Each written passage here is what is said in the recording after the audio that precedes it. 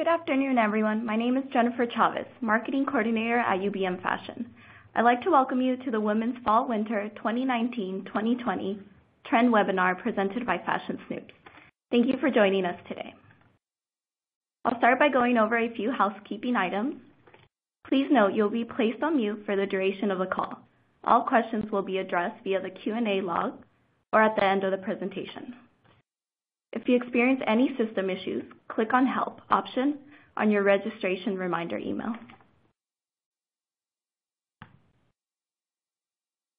Before we dive into the presentation, I also want to quickly talk about our upcoming market. On Monday, February 25th, we'll gather in New York for New York Women's, an elevated fashion showcase comprised of 4 unique shows. The marketplace includes coterie, soul commerce, fame, and moda. Hope to see you there. And now, without further ado, I'll introduce our speaker today, Melissa Moylan, VP and Creative for Women's Wear at Fashion Snoops. Melissa is recognized as an authority in trend forecasting and leads Fashion Snoops' women's wear team to provide analysis across runway, trade shows, and retail. Turning it over to Melissa. Take it away. Thanks for the introduction, and thank you all for joining us today. As Jen mentioned, we'll be going through the women's trend direction for fall/winter 19 and 20. What I'll be showcasing are 4 narratives. Those are really the 4 biggest trends of the season. All of those will include key takeaways, mood pages, color palettes, items. We even have a special dedicated portion for denim within each of those narratives. There's also accessories, which would include footwear, bags, as well as general accessories. And then there are brand alignments with all of the trends of some brands that you'll see at the upcoming shows that identify with the narratives. These are the 4 we'll be focusing on today: Pioneer Town, Horizon, Switch, and the Enchanted. So the first one is called the Enchanted. This one is really beautiful. I think we're going to be seeing a lot of it at the shows. It's a very dark and mystical theme. It's a lot about seduction. It's very romantic, so it's a perfect theme to dive into for holiday deliveries especially. The next slide that I have for each of the narratives will connect our cultural takeaways as well as just some key points that you could really act on as you see at the shows. They could be a material, they could be a key detail, or a silhouette direction. So in terms of the Enchanted, what we're seeing in a cultural realm is a connection to what we've called the pursuit of happiness. And that was a big cultural trend. And it just meant that we are challenging the traditional routes taken to get to success. The flexibility of freelance culture is really important. The idea of ownership contributing to the modern romance of life. You could also go through a couple of those other call-outs. I won't read through all of them. Another cultural takeaway is what we call Dr. Me. And this means that what we see as healthy no longer means not sick. It's more of a daily commitment to overall well-being. It's about easy access to an abundance of information about our bodies and minds, and it has people taking health matters into their own hands. Some of the key things that we see associated with that cultural takeaway, Dr. Me, is health tracking devices, organic products, as well as the continuation of sustainable living and that conversation. Just to go through some of the key takeaways here, as I had mentioned, it's about dark romance. You're going to see a lot of jewel tones when it comes to the color palette. In terms of materials, it's a very rich, luxurious theme. So we're seeing things like velvet and satin, shiny surfaces. In terms of silhouettes, maxis really are making a statement on dresses as well as skirts. There's also a lot of puff sleeve details, which we see continue forward into the coming seasons.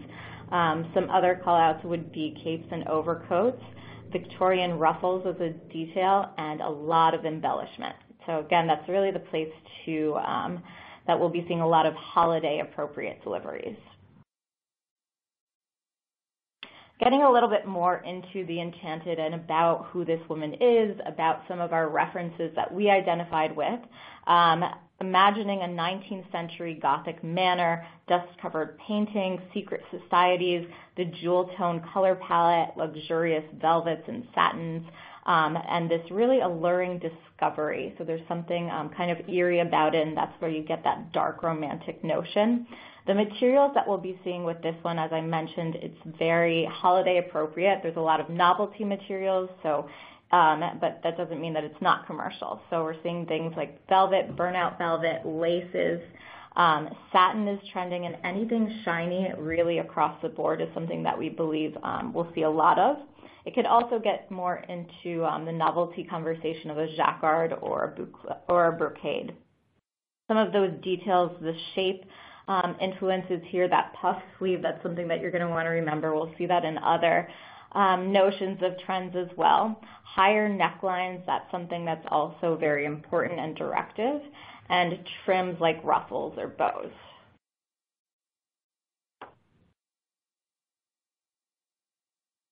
Now getting into the color palette for the Enchanted. So this is really rich and mysterious. There's a lot of jewel tones, as I had mentioned.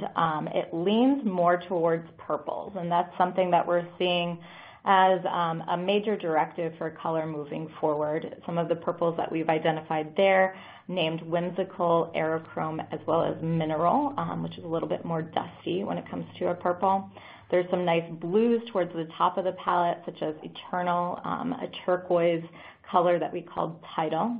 What's also nice is that we throw in a yellow there, that golden ash, as well as metallics. Metallic is just as an accent, so we have the molten color as well.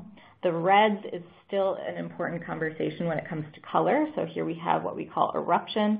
What's also new and interesting is that we're seeing what we're calling a canyon coral. And this is new because we haven't seen coral in quite a while. So that's something that we think is more emerging and up and coming. Some other colors to pay attention to here would include Honest towards the bottom. It's like a soft gray. Enchant and Zephyr. So those are some nice dusty grays to consider.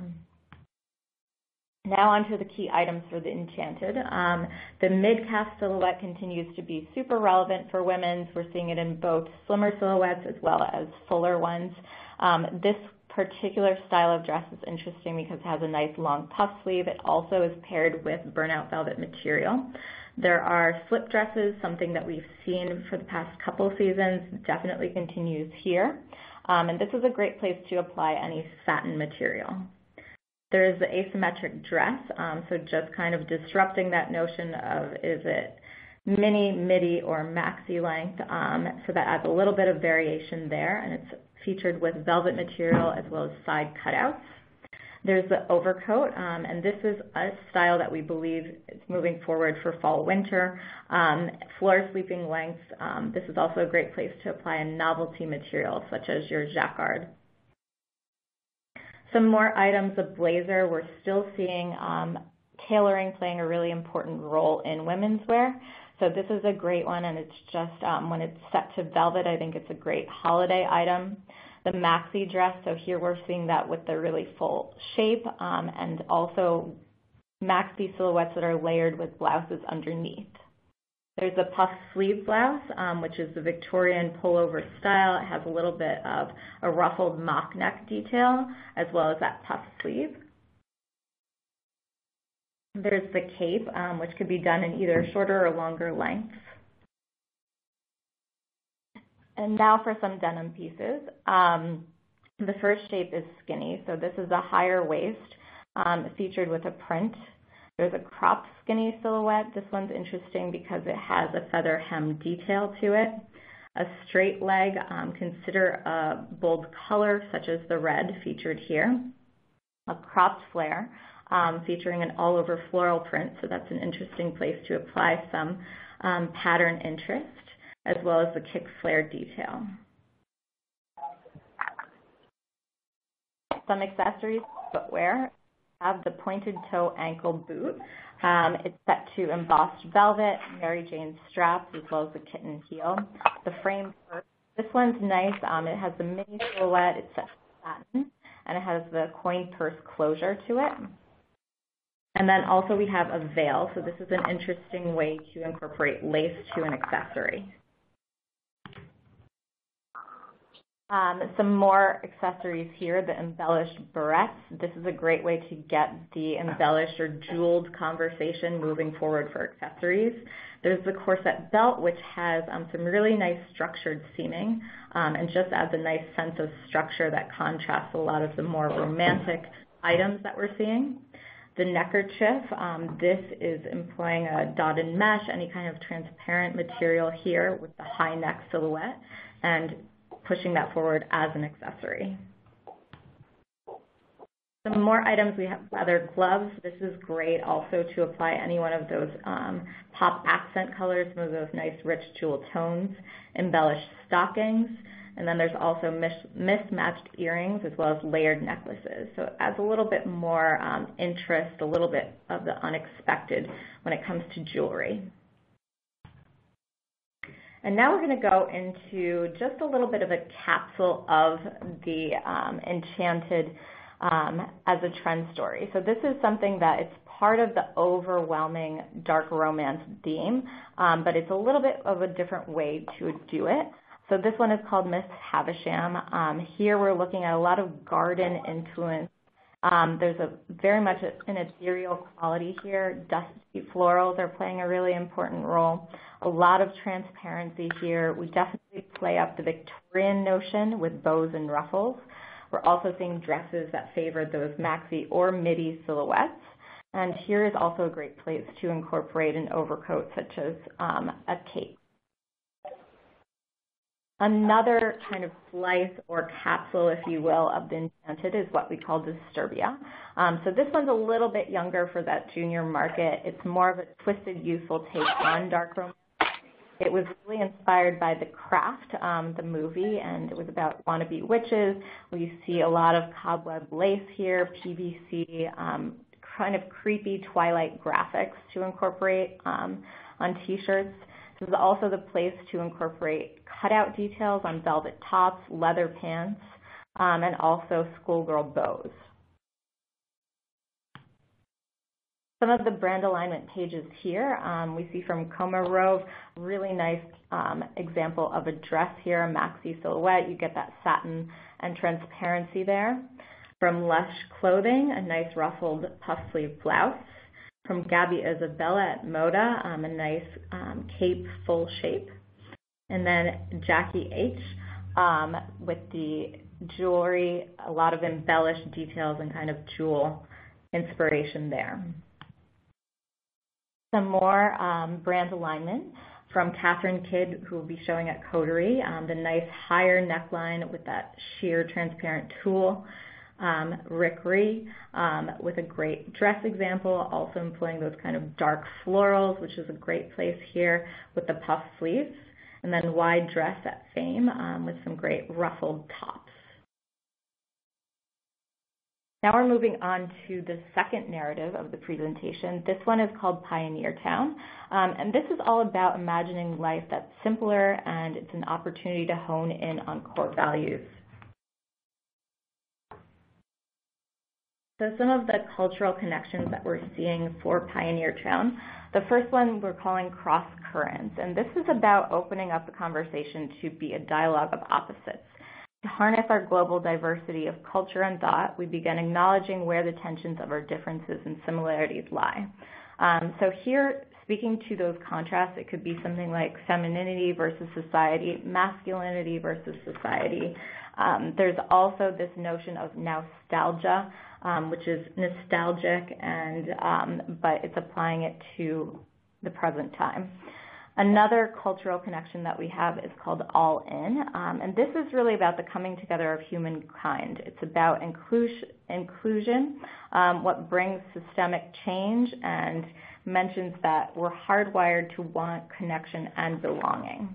Some of the examples of those would include gender blur, examining that conversation, modern relationships, and some of the takeaways from Pioneer Town that we'll be seeing. It's inspired by the New Old West, arts and crafts movement. This one's also romantic, but it's much more of a vintage theme. In terms of color palettes, we'll go into that, but we're seeing more earthy tones. It's a lot of faded florals, heirloom patterns and materials. There's also a harsher element that's applied here with workwear, so we're seeing utility details that are incorporated, such as pockets, as well as other Western elements. So moving on to more of the inspiration behind Pioneer Town.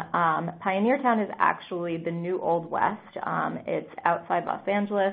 It's a place that artists and entrepreneurs are kind of fleeing to. It's more affordable. It attracts a lot of different creatives to make their own vision of society. But there's also this small town mentality that's really key there. We're seeing more of an interest in arts and crafts communities, repurposed vintage here. And the point is kind of to disconnect and socialize at the town and reconstruct these pillars of society. Some of the materials here that we're looking at, it's very rustic. There's a homespun notion to it. So with that, we're seeing things like patchwork or needlepoint or lace. There's also a retro sensibility here, which we'll see in terms of knits like intarsia or suede. There's some wool melted cloth, and that will be incorporated more on the workwear end of it. And some details. Still delicate romance here. It's different. It's not as kind of harsh as what we saw in the previous narrative. It's a little bit softer, so a softer ruffle. It could be a handkerchief hem. On the workwear notion, which is a nice contrast to the romance, we have things like patched pockets, mixed media, or quilted techniques. So the color palette that we're looking at for Pioneer Town, it's a lot of golden tones, which I think are really nice, and add that retro sensibility. So we have golden ash in there, old gold. There's also a nice sun-kissed orange that's incorporated. And then it's also very earthy, so you get nature elements with a ground brown euphoria, which is a great deeper green color that we're seeing this season. There's also a pond water green, pastoral, and grunge, and those are more utility colors that we'll see leveraged. There's also a couple of more psychedelic colors that are injected here for a sense of newness, such as magenta, as well as volt. And then there's a couple of calmer colors towards the top, which would be Vermeer, Ether, and Bliss. Going into the key items for Pioneer Town, once again we have a midi dress.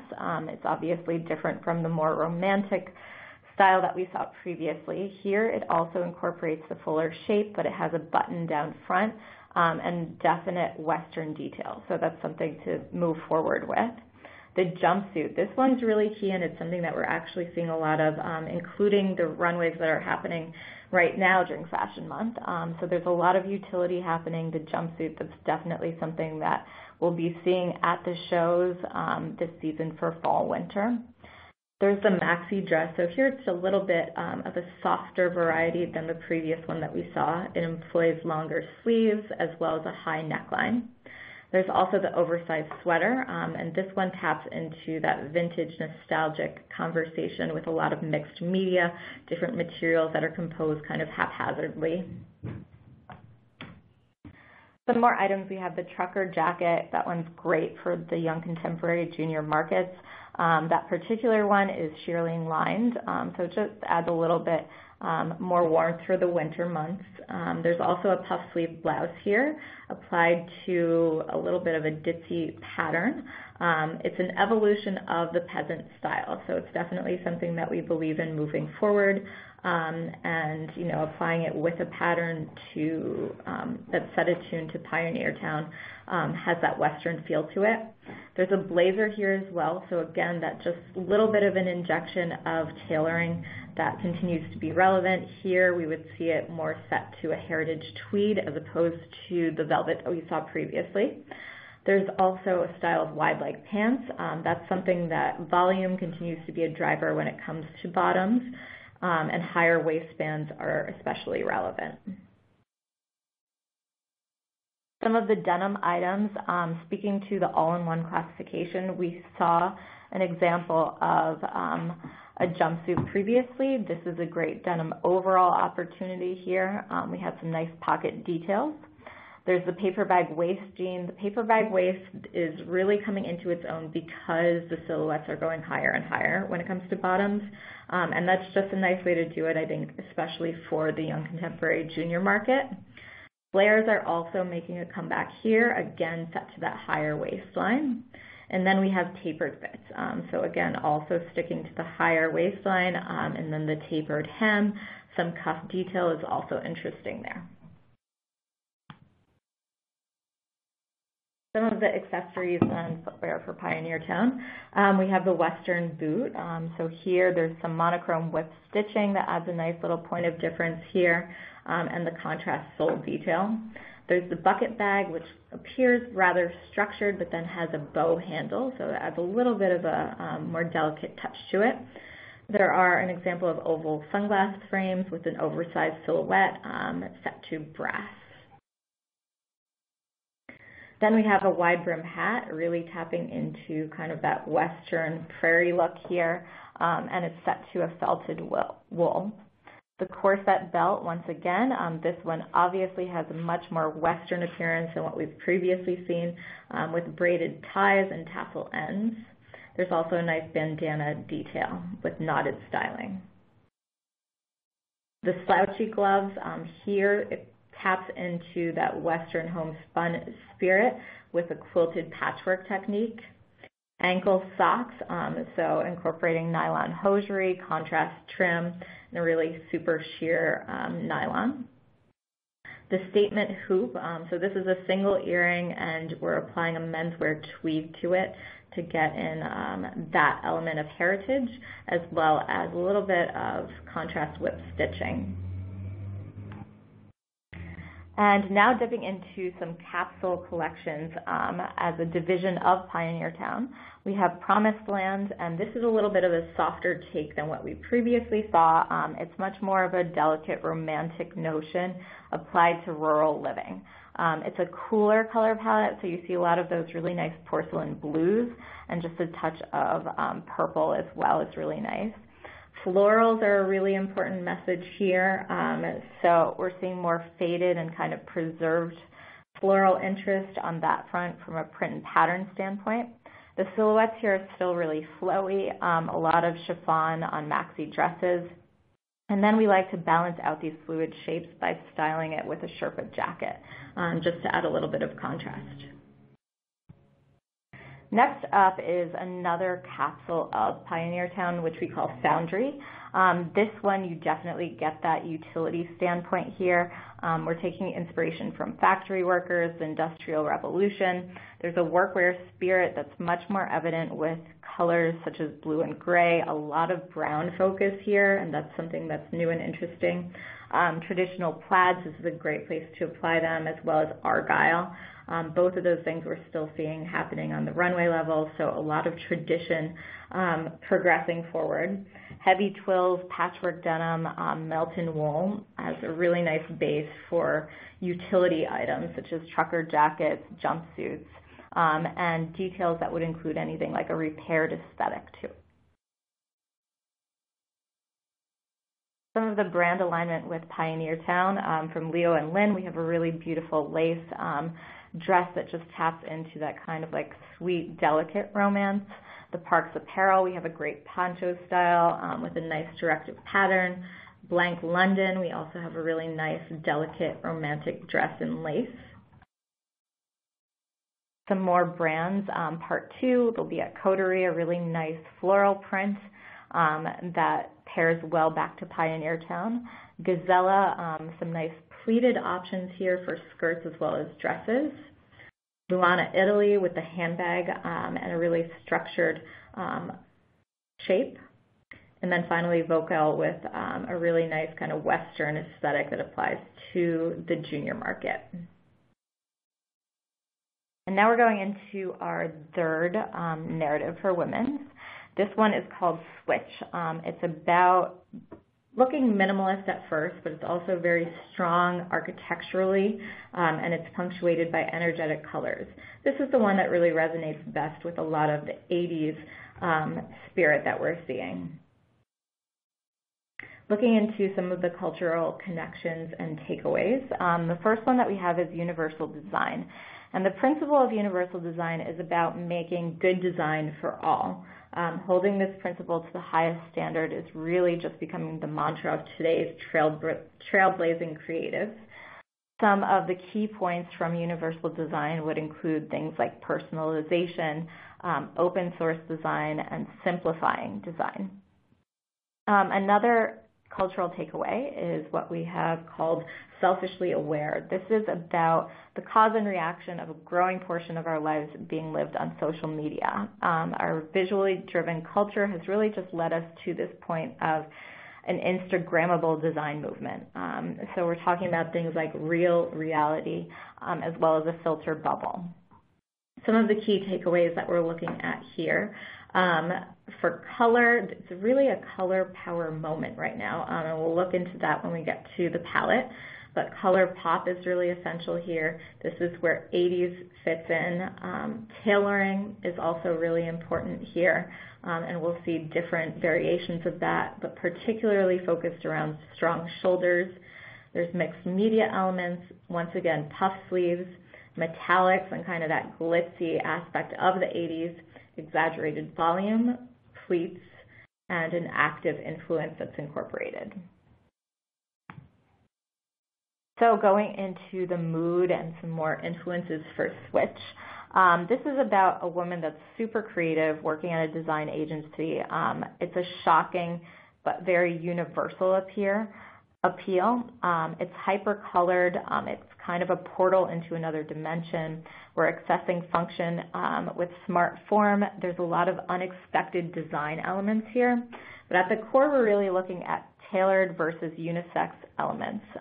The use of contrast, so the use of something like matte versus shine or solid versus print. And the use of color just really amps up her overall wardrobe. So that's a really key point in perspective here. The materials that we're looking at, it's more of an artificial 80s conversation, so things like iridescence, shiny vinyl, mohair, faux fur, metallic rib knits, recycled felt. In details, the silhouette is really the primary driver, so everything from strong shoulders to that puff sleeve, which we've mentioned before. Details would include anything like a pleat, mixed media, or just any overall contrast trim. So the color palette, so important for this particular narrative. It's really bold and saturated. It's heavy on the pinks, it's heavy on the purples. So we have colors that we call Imagine, Magenta, which is like a magenta. There's Deep Void, Selfish, and Whimsical. So really just honing in on those great pinks and purples. Some of the blues that stand out, we have Sapphire, which resonates with more of a cobalt tone. There's also some nice yellows and greens, and that adds a lot of newness, I think, especially for the young contemporary junior market. So we have a color called Awe. The conversation of neons is happening, and that kind of yellow highlighter shade is really particularly relevant. Just another option for a yellow would be the Beam, which is just more of a primary bright. Some of the key items for Switch, the first one is a pantsuit. So here we begin to see that we're incorporating more than just a blazer into collections. So the pantsuit, this is something that could be, it doesn't have to be super tailored. It could be more relaxed, a wire leg shape, an elongated blazer, for example, and then just pairing it back to a really bright pop underneath. Another item would be the sweater dress. So here we see that incorporates mixed media patterns, and it's really just kind of eccentric. We could think of this as the eccentric trend with the 80s involved there. The fur coat. So really just any coat that makes a statement. So applying, it could be more of a classic silhouette with a pop of color. This one's particularly faux fur, but just incorporating that as like your statement item. Pleats are super important and something that we really believe in moving forward. So we would consider this an update like with a bright color at the knee or a mid-length. Some more of the items for women's. The puffer, this one is super important. We're seeing a lot more of it. Clearly it hasn't gone away, but it's becoming much more of a high-profile fashion item. So we're seeing that with the bright color applications. The turtleneck, so here we have the elongated shape, some nice intarsia details, and really nice fuzzy mohair.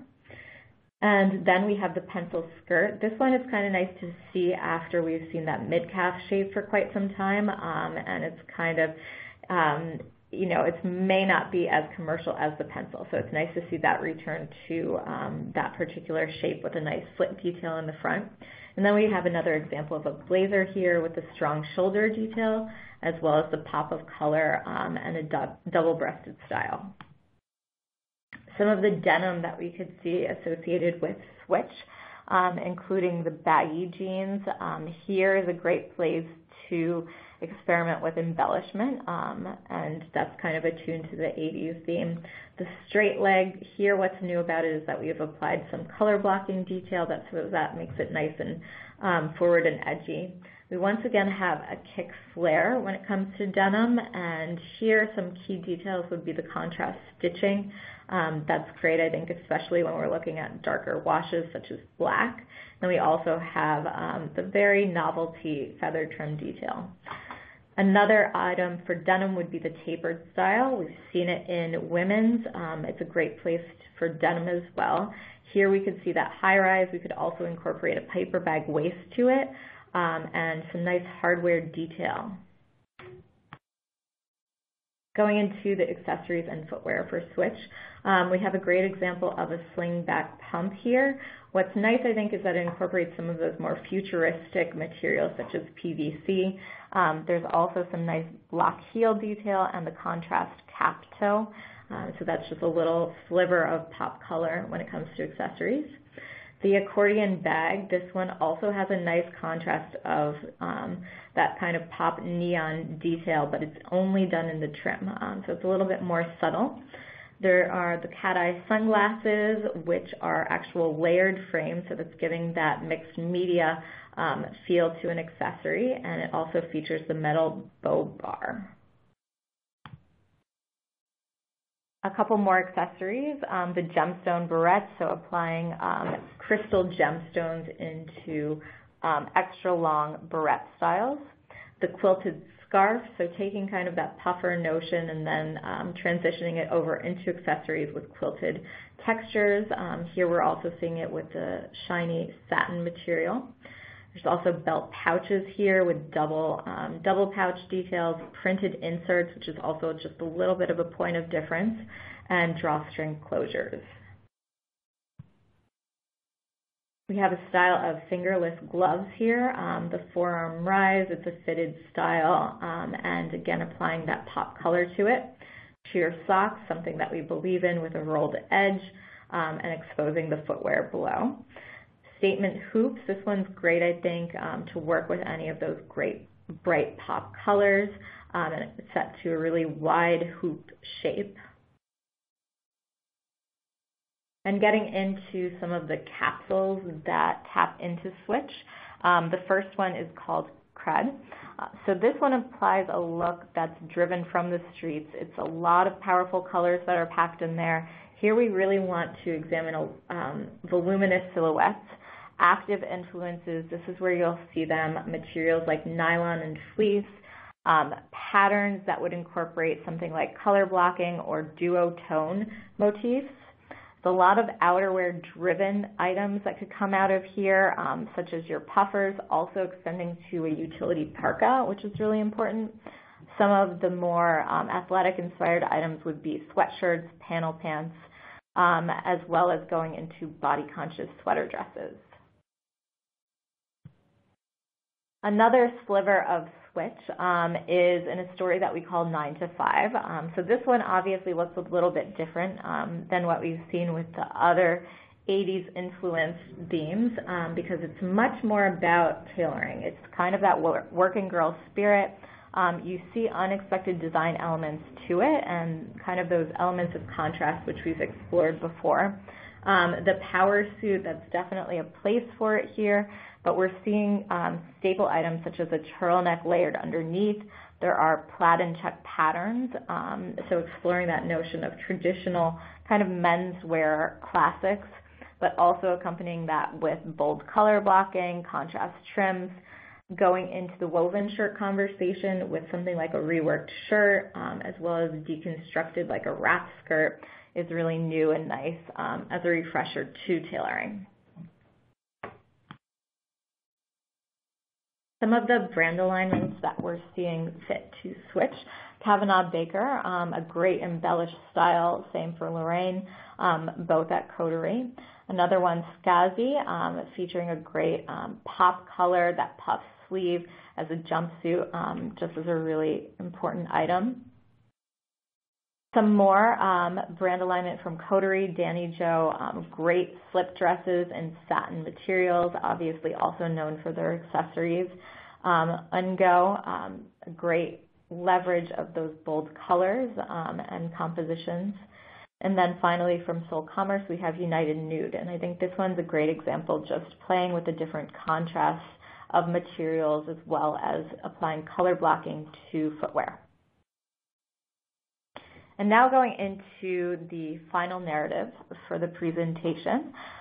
This one is called Horizon, and this is about exploring the fact that we have limited natural resources and we're compelled to explore other worlds. It's about discovery and alternative ways of life. You definitely see within here that it's more about futurism, but it's also very grounded. So some of the cultural connections and takeaways that we're seeing here. The first one we call Pale Blue Dot, and this one really hones in on Earth. It's not only this tiny speck in this endless universe. Our future of our planet is relying on large-scale eco-initiatives to reduce carbon emissions, pollution, and protect the living environment that we have. So that's really important. Some key points to take away from there that we're exploring or inspiring us would be the space race, biotech, and the continuing conversation on climate change. Another cultural connection that we see is what we call Life 3.0. This is about the impact of robotics in all forms, and that will really likely be the most important agent of change in the 21st century. It's set to transform our economy, our culture, our politics, and ourselves. A couple of things there to take away. This obviously incorporates any kind of AI, smart homes, automotive technology, as well as cybersecurity. Some of the takeaways that we'll be looking into here, it's a look that's about futurism, clinical, kind of stark appearances, in that you see a lot of blues and greens in the color palette, technical materials. There's also this notion kind of cocooning, which you'll see in styling, things like the puffer, otherworldly inspirations, quilted surfaces, and then there's another division of this one that also taps into that ongoing utility conversation with things like zippers.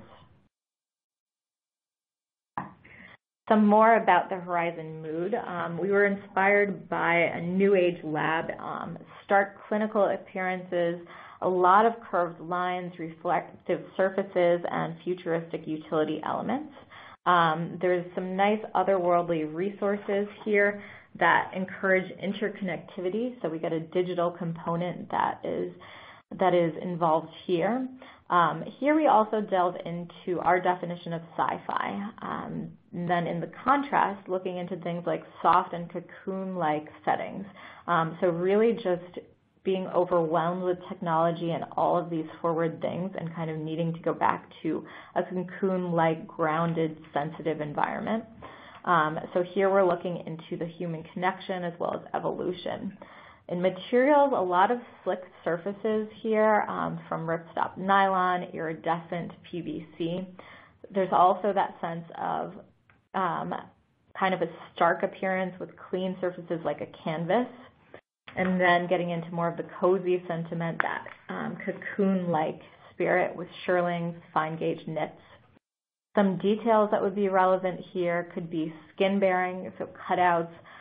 There's also some futuristic design details that we could apply, from things like pleats or zippers two contrast mixed media elements.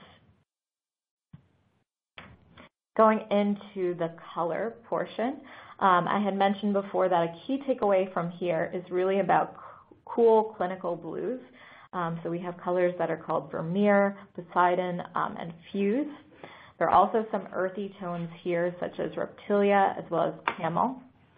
There are a couple different pops of color, such as Imagine, that magenta color that we've seen previously, also leveraging that golden ash color.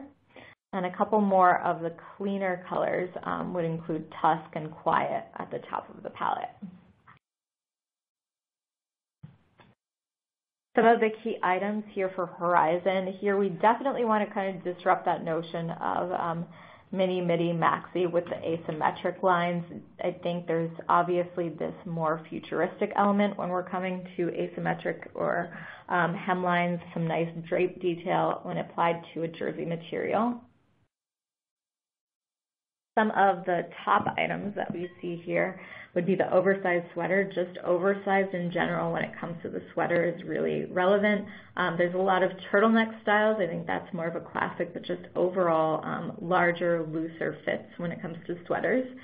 The Boxy Tee, this is a shape that we've seen for quite some time, but it's something that is still super relevant, especially when it comes to graphic placements, and that's something to consider here with the Horizon narrative.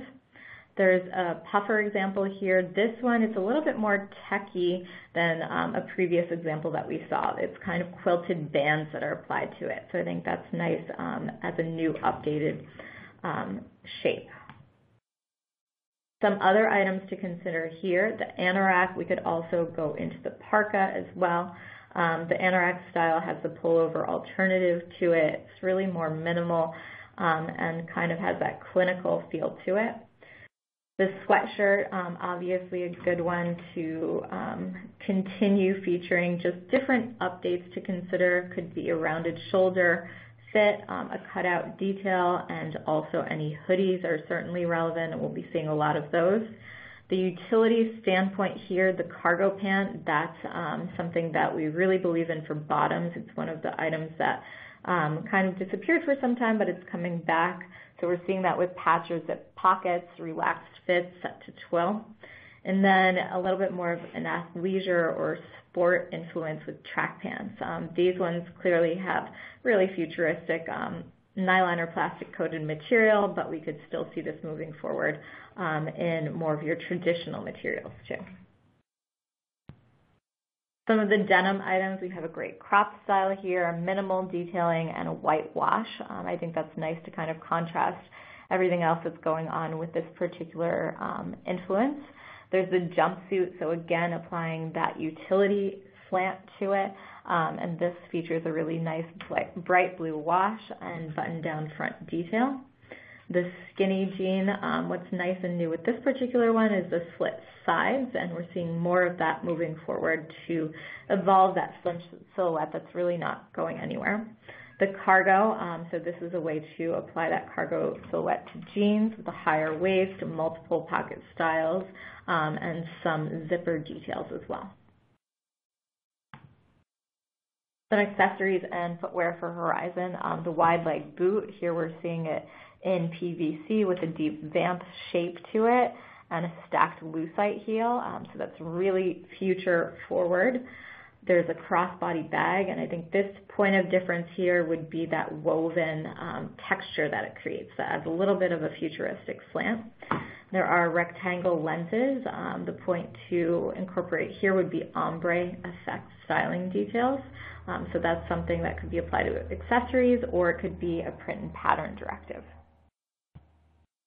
We have a hood detail, so this is kind of borrowing from sport or the notion of athleisure and applying it into an accessory. There's the wide belt, and so this applies a really oversized buckle with that wide shape with crocodile material. Knit gloves with a fine ribbed knit and a monochromatic band. Some more items, another one that's kind of borrowed from the popularity of the puffer coat or jacket is the puffer scarf. So using that quilted nylon into that short puffed silhouette as a scarf. An example of crew socks here, and here we get a little bit of metallics in there with some lurex, a lurex knit. Then we also have a statement earring with a slinky coil, polished material, and oversized shape. And a couple of the capsule versions of Horizon. This one is called Chamber. This really taps into that notion of cocooning that I had mentioned. We're looking at science fiction origins here. It's really about like kind of this enclosed artificial space. It's about comfort. Warm neutrals are applied here, so I think that's really important when it comes to the texture conversation. So plush, quilted surfaces, really nice lofty knits, the notion of sweater dressing, so pairing matched sweaters and knit pants together, oversized sweaters, sweater dresses, baggy pants, and really more about the muted notion of patterns, cool landscape or marbleized motifs when it comes to print and pattern. And then finally we have Matrix, and Matrix, this one is much more futuristic. We definitely see this for the young contemporary junior market. A lot of intense brights in the palette, but also some great metallics here, such as that Odyssey silver, and that kind of brings to mind the digital influence of this particular theme. There's a lot of graphic motifs to play with here, so that could explore holographic effects, hyper-real landscapes, different kind of space notions or motifs, technical materials like we had mentioned, the PVC or the nylon with that sport element to it, and then also really just casual youth key items such as that sweatshirt, track pant, as well as the puffer. Some of the brand alignment that we're seeing here, Juliana Saint Martin, some really nice slick materials and also delving into some nice navy shades. Ellie Tahari with also that kind of shiny surfaces and really almost an embellished look, but very sleek and futuristic.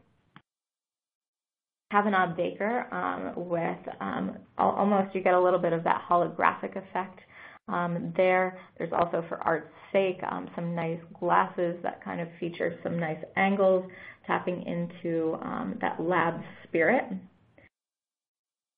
Anzi with a nice oversized silhouette of an outerwear option. And then we have Thacker getting into the structured mini bag with a nice ring hardware detail and also some holographic effects there. That concludes the presentation. Now we'll be going over to the Q&A. At this time, we'll open up for questions. Please note, we'll only be covering questions on women's apparel, but feel free to send your questions on accessories and they'll be answered via email. Celeste Bohm is also here in the room to answer questions. Celeste is Vice President of Retail Relations at UBM Fashion. Our first question, what are the demographics of the end users of these trends? So with what we're providing today and in most of the presentations that we do in partnership with UVM, we understand that it's a really broad base. So that's a hard one. It's a hard one to answer. We try to, with the 4 narratives, we try to address the 4 key points that everyone could take something away from. We don't have specific demographics when it comes to each one. We do go in a little bit younger skewed when it comes to the story level. So for example, when we broke out a narrative and then had the subsequent stories, we tried to tap into a younger demographic there, but we tried to make this broad so that everyone is able to take something away from it. Great, thank you. Are there any particular trends for plus size? So plus size is it's a great question. We've been getting this a lot lately, and I think the answer is that there's nothing that's kind of off. For plus size, it's not different from what anyone else should be looking at for inspiration. I think that you should be able to, apply a lot of the trends that we're incorporating in women's wear 2+, especially when it comes to design elements and just updating, kind of your key core basics in plus size with details such as a ruffle, a higher neckline, for example. What are the trend predictions in regards to activewear or athleisure? So that's also a great question at Fashion Snoop. We do have a whole activewear forecasting section that addresses that, but we do try, it's kind of natural to us to incorporate athleisure into our trends now because I think that it reaches so many different aspects of the market. So I think you see that more in like the items and just the continuation of more traditional active elements, so the track pant, the evolution of that, the sweatshirt, the hoodie, and incorporating those items kind of with more of a trend slant to it. So, it's forward, but it still taps into that continuing relevance. Thank you. Do you feel mustard will be the most important color for fall? How does it go forward? I can't say the most important color because I don't know your customer. So it's very subjective. But I think on a whole, yellows are definitely one of the key points. I think that tones, we had different variations of gold within our color palettes, and mustard is definitely a part of that. And particularly when it relates to that Pioneer Town story that we explored that's more of a Western influence, I think that's a great place for it. It's also a color that has more of a retro sensibility, and that's something that we believe in. What do you think are some of the most digestible mainstream themes we will see for the general public? For the general public, that's a hard one. But I'll just kind of gently touch that and relate it back to the trends that we saw today. So I think one of the big ones is the Enchanted. So that was the super dark romantic one. So that's something very commercial. I think a lot of people will understand that when it comes to a pattern such as a dark grounded floral. So florals applied to that. I think another great one that we've seen and will continue to move forward towards the end of the presentation was that whole notion of cocooning and kind of like taking the puffer jacket, taking that teddy coat that has been everywhere and exploring those really rich textures and neutrals. I think those are two of the most important things. There's also, of course, like the Western slant, which we saw in Pioneer Town. I think that definitely has a lot of commercial opportunities as well. What graphic elements do you see trending in women's t-shirt fashion? So that's a really broad, that's a really specific question too when it comes to t-shirts. I think a couple of the things that we're seeing and this is not only pertaining to fall winter, but a couple of the things that I think that are moving forward to get into are a lot of dye effects. So that could be something that I think is really one of the key drivers that we'll see moving forward in graphics. Is vintage 70s part of these trends? Yep. So the vintage 70s, that definitely taps into the Pioneer Town aesthetic. There's a lot of 70s that we see in the next couple coming seasons that we're going into in different varieties. But I think in terms of color is actually a really prime driver of that, and styling as well in terms of silhouette. Great. Do you see graphic tees trending? What screens images are going to be popular? So a couple of those, speaking to the later portion of the presentation when it was more about futurism and we called the overarching narrative horizon.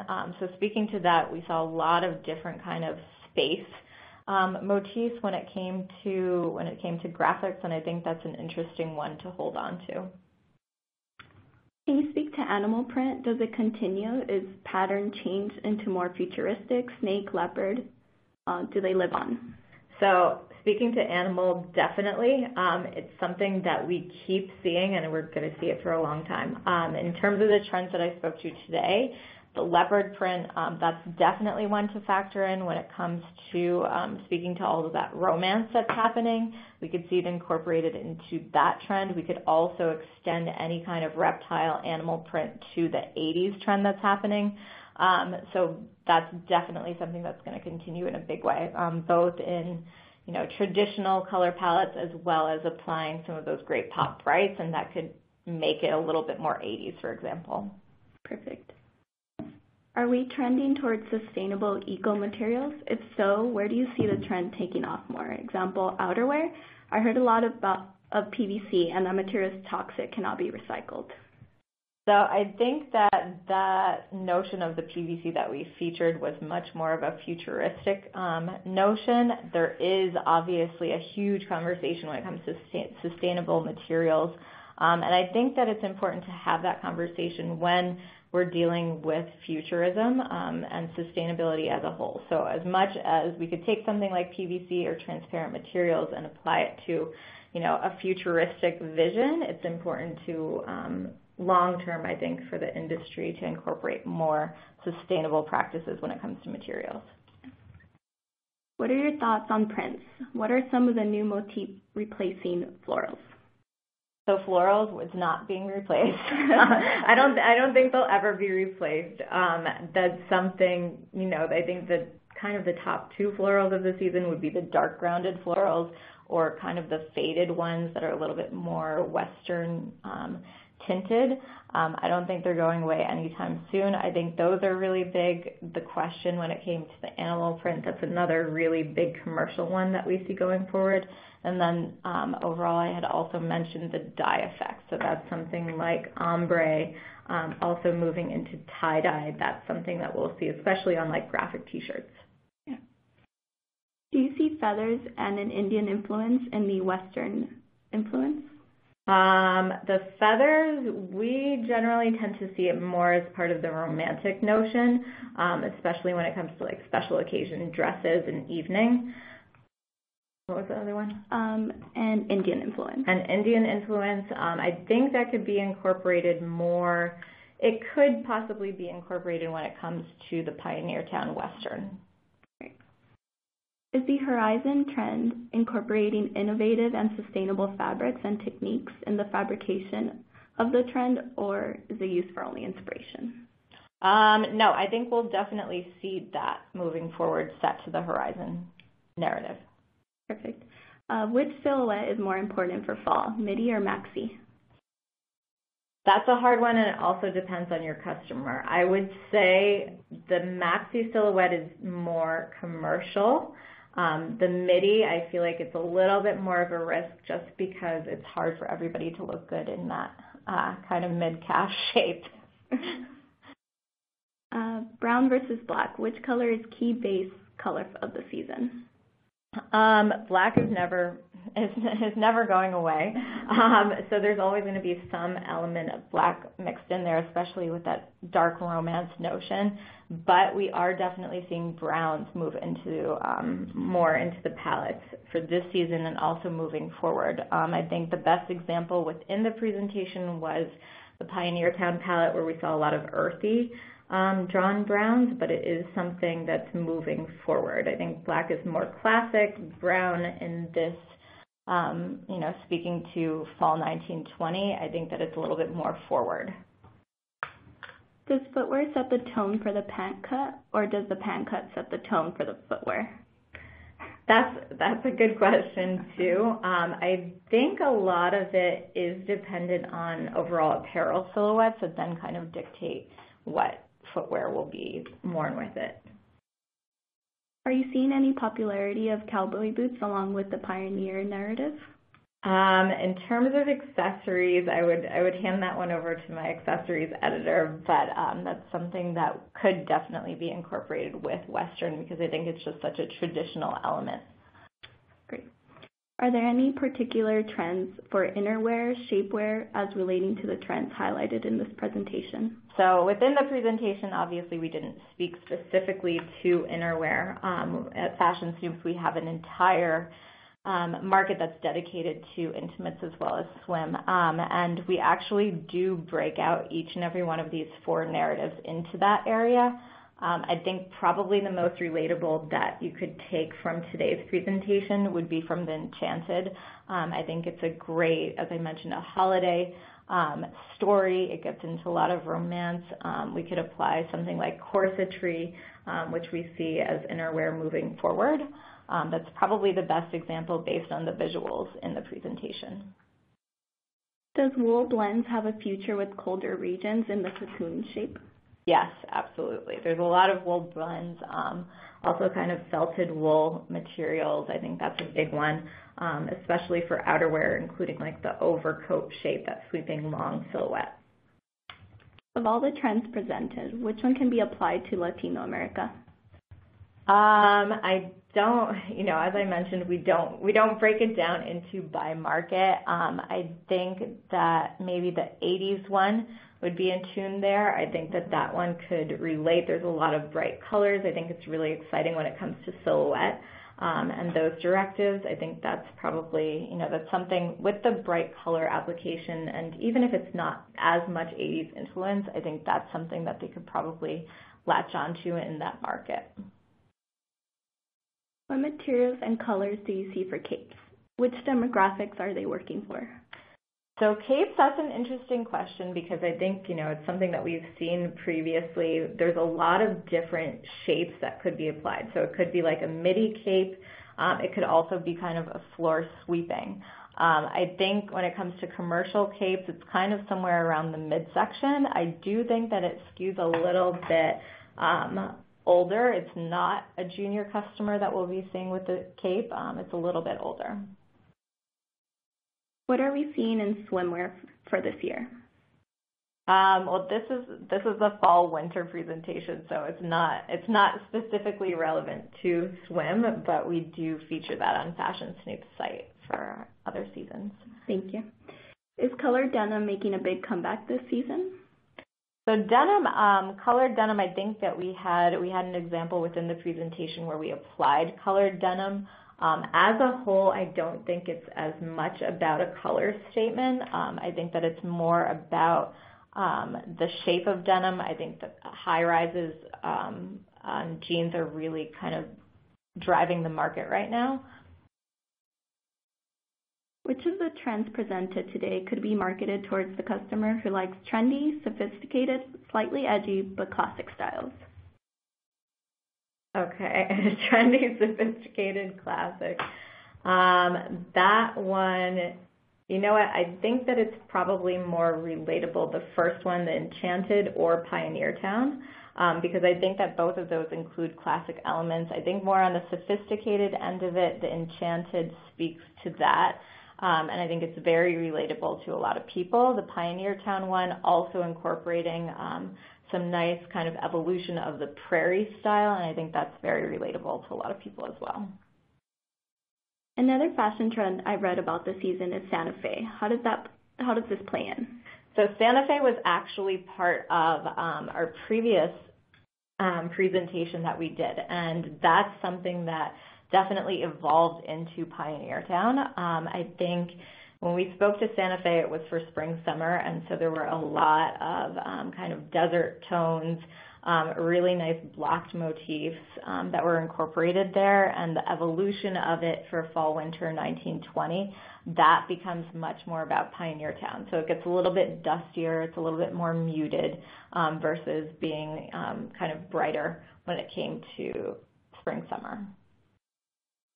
Will New York Women's next week be strictly fall-winter? Will there be any spring-summer? Next week, the marketplace will, of course, be focused on fall-winter. However, and we encourage you to ask your vendors when you go into the booth if they do have any at-once or spring-summer merchandise, which in some cases they will. Are you seeing more brands starting to offer XL, 3X?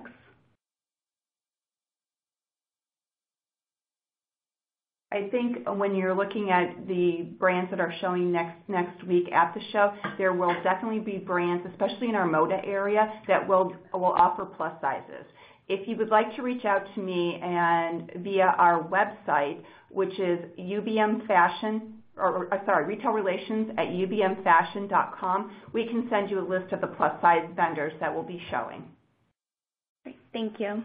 We have a lot of questions coming in about accessories and footwear. Those will be answered via email. Those are all the questions for today. Thank you for joining us.